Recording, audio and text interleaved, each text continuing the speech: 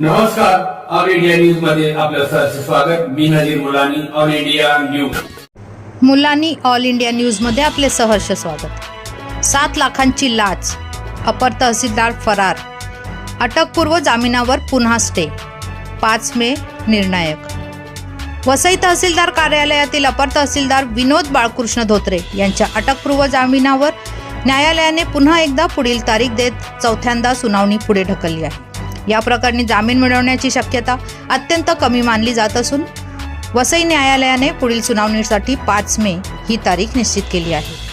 दरम्यान या प्रकरणातील मुख्य सहकारी आणि धोत्रे यांचा खाजगी सहाय्यक अनिल चौबळ याला न्यायालयीन कोठडी सुनावण्यात आली आहे. लाचलुचपत प्रतिबंधक विभाग ठाणे यांनी बुधवारी चौबळ याला 7 लाख रुपयांची लाच स्वीकारताना रंगेहात अटक केली होती. तपासात उघड झाल्यानुसार वसई पूर्व भागातील अनधिकृत बांधकामावर कारवाई न करण्यासाठी ही लाच मागण्यात आली होती. इतकेच नव्हे तर संबंधित बेकायदा बांधकामाची जागा अकृषी म्हणजेच NA करण्यासाठी तब्बल 40 लाख रुपयांची मागणी करण्यात आल्याचेही समोर आले आहे.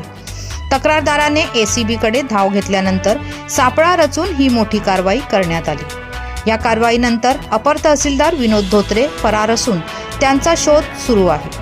प्रकरणातील पुरावे आणि परिस्थिती लक्षात घेता न्यायालयाचा पुढील निर्णय महत्त्वाचा ठरणार आहे.